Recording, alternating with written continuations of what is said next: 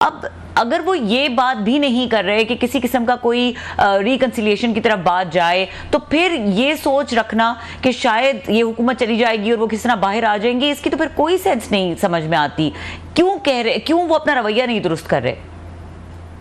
नहीं, मेरा ख्याल है कि अगर आप जरा जो आपके साथ बड़े जयद किस्म के हमारे नौजवान दानिशवर बैठे हैं, रऊफ क्लास साहब, मैं तो खुद उनसे बड़ा क्यों लेता हूँ, मैं मुतासर होता हूँ, नौजवान वो ये बात समझते हैं और जानते हैं। मेरा ख्याल है कि वो ये बात जो मैं कर रहा हूँ उनको समझ आएगी। इमरान खान साहब बहुत एस्टेब्लिशमेंट के लिए गुंजाइश निकाल चुके हैं। एस्टेब्लिशमेंट इमरान खान के लिए अभी तक गुंजाइश नहीं निकाली। मैं बार बार दोहरा दूं, आपके प्रोग्राम में कहा है और आपके प्रोग्राम की क्लिप्स मेरे साथ पास दूर से मतलब घूम घमा के आए हैं लोगों की तरफ से। जैसे मैंने हमेशा कहता हूँ जी कि अली मीन गंडापुर जो एस्टेब्लिशमेंट का आदमी है, गौर अली खान एस्टेब्लिशमेंट का आदमी है, उमर यूसुफ एस्टेब्लिशमेंट के आदमी है, सैयद अली जफर साहब एस्टेब्लिशमेंट के आदमी है। आप नाम लेते जाए, मैं आपको गिनवाता जाऊँ जिनके हाथ में सिर्फ पीटीआई के ऐलान इक़्तिदार है। तो इसका मतलब यह कि इमरान खान साहब ने कोई नादानी में कोई हवाले नहीं किया उन लोगों को जिनका तरीके इंसाफ से दूर का ताल्लुक नहीं था। चलो अली मीन गंडापुर की एक गुंजाइश बनती थी, बाकियों का तो कोई दूर का वास्ता नहीं था। तो इमरान खान साहब का ख्याल है कि ये मैंने जो किया तो उसके बाद मुझे कोई एस्टेब्लिशमेंट कम अज कम कोई ओपनिंग देती, कोई मुझे जेस्चर देती, तो वो जब नहीं मिलता तो फ्रस्ट्रेट हो जाते हैं। फिर वो उसके बाद और सख्त वो कहते हैं, फिर उन्होंने तड़ी लगा दी करने के बाद जब बाहर निकलूंगा तो मैं बदले लूंगा और मैं छोड़ूंगा नहीं। वो उस डायरेक्ट आर्मी चीफ को जब एक तड़ी लगा रहे हैं।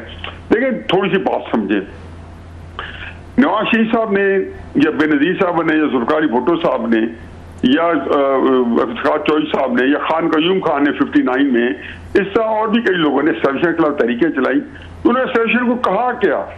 नवाज शरीफ साहब ने तो जब रांझा दरगाह बने थे तो उसने 3 बातें की थी, मुझे क्यों निकाला, खलाई मखलूक और वोट को इज्जत दो। एस्टेब्लिशमेंट ने इसका बुरा मनाया कि ये तो हमें आड़े हाथों ले रहा है, ये सारे इल्जाम, अपनी सारी तकलीफ, अभी सारा कुछ जो कुछ हुआ है हमारी, हालांकि उन्हीं को वजह से हुआ था, लेकिन कहते थे हुआ है लेकिन आप नाम ना ले, और नवाज शरीफ साहब को रांझा दरगाह बना दिया गया। अब इमरान खान साहब तो इससे ज्यादा सख्त बातें कर चुके हैं। अब जेल में से किसी ने आज तक पाकिस्तानी तारीख में किसी लेफ्टिनेंट जनरल को ललकारा है कि मैं तुम्हें आर्मी चीफ नहीं बनने दूंगा, इमरान खान साहब ने यही है। और फिर जेल में किसी ने आर्मी चीफ को यह कहा है कि मैं जब निकला तो मैं छोड़ूंगा नहीं। हालांकि जब आपके पास गुलैल भी नहीं है तो आप एक ऐसे बंदे से जिसके पास 10-12 लाख की मुसल्लह फौज है, F-16 है, तो देखें ये सारी बातें होती हैं। इमरान खान साहब के अंदर फ्रस्ट्रेशन आती है तो ये इस तरह की भड़क मारते हैं। जो मेरा ख्याल है कि उनको बात चुके उनके पास एक चीज स्ट्रेंथ है लड़ने की, उनके पास अकल नहीं है, सियासी फहम फरासत नहीं है, उनके पास कोई हिकमत अमली से का फुकदान है उनके पास।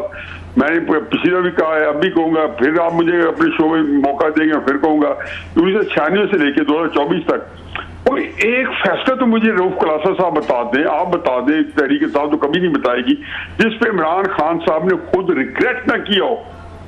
मैं कहता हूँ 25 अप्रैल 1996 से लेके पार्टी बनाने वाले फैसले से लेके पार्टी बनाने वाले फैसले से लेके कि इसको ऐसे नहीं बनाना चाहिए, ऐसे बनना चाहिए था, या 97 के इलेक्शन से लेके या 2008 के बायकॉट, या फिर आप पिछले 2 सालों में असेंबली से रिजाइन करना और ये करना, लॉन्ग मार्च करना, धरने करना, ये सारी इतनी नाकामियां सामने आई हैं। इसका मतलब है कि वो क्लूलेस है।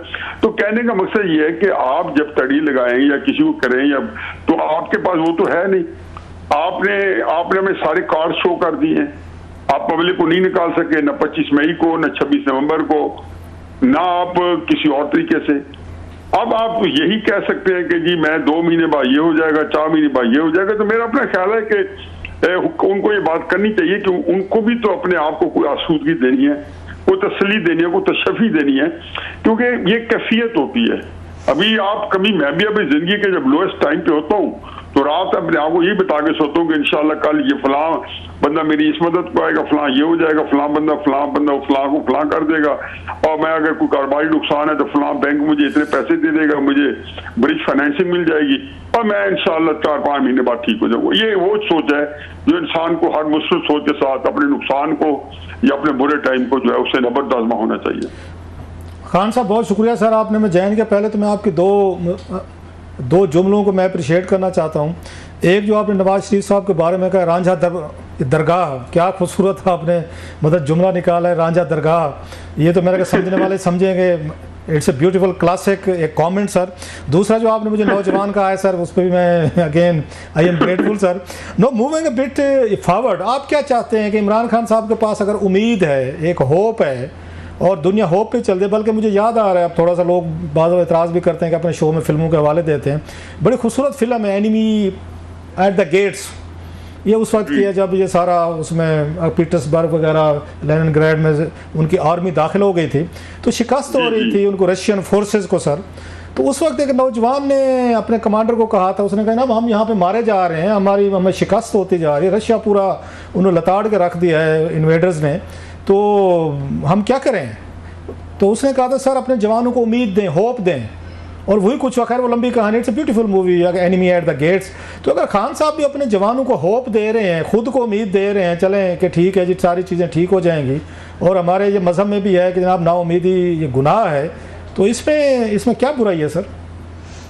नहीं, आप तारिक बिन जाती तकरीर देख लें या कमाल अतातुर्क की गैलीपोली के ऊपर तकरीर देख लें, क्या कहा है उन्होंने? कहा हमने जो हमारे पास जीत के अलावा ऑप्शन ही नहीं है, मरना हम चाहते नहीं है।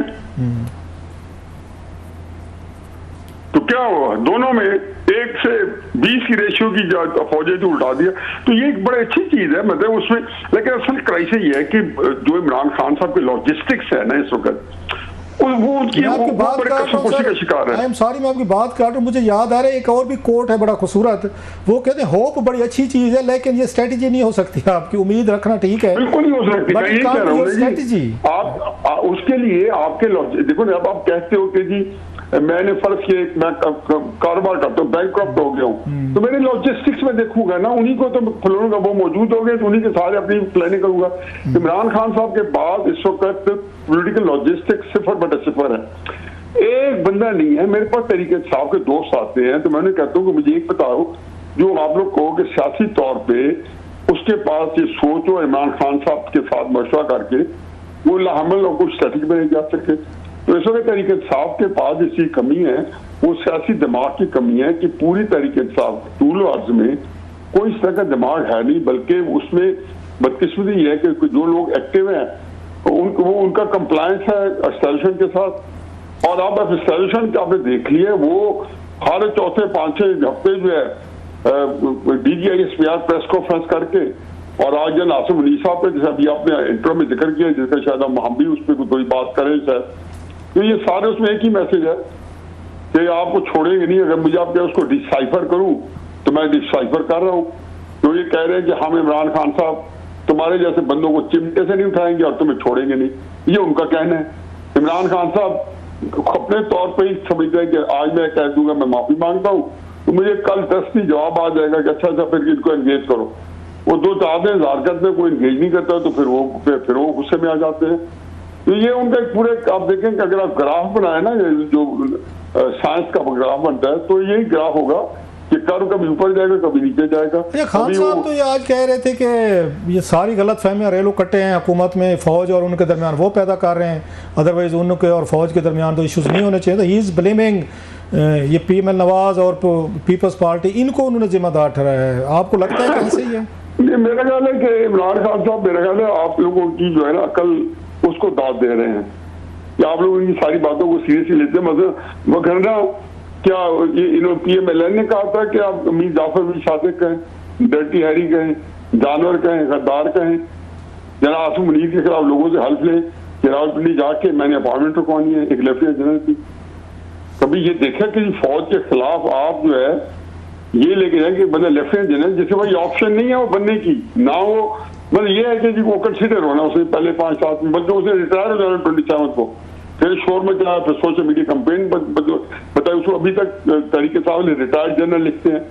तो ये सारी बातों के बाद तो इमरान खान साहब तो कोई नवाज शरीफ या शहबाज शरीफ या जरदारी के कहने पर तो नहीं कर रहे थे कि मुझे लड़वा दिया। तो ये ऐसी बातें बेपारकी या बेतुकी गैर संजीदा बात है। इमरान खान साहब लगता ही है कि ये उससे उनकी अपने इमेज जो है मजीद जो ये लोगों का ख्याल है कि जी वो समझ बूझ के बगैर बात करते हैं तो वो कर रहे हैं। लेकिन अक्सर कराई से ये है कि उनको चूंकि एक बड़ी जो खलकत है जो उनको मुर्शिद मान चुकी है और उनके झूठ को सच कहती है। क्या वजह थी? आपके कजन भी थे, आपके बचपन के दोस्त भी थे, इतना करीबी रिश्ता भी था, इतनी बड़ी तादाद में लोग उनको वो आपके बकौल मुर्शिद मानते, आपने क्यों नहीं मुर्शिद माना सर उनको? आपने बैयत क्यों नहीं की? हालांकि वो तो बैयत तो घर से शुरू होती है सर।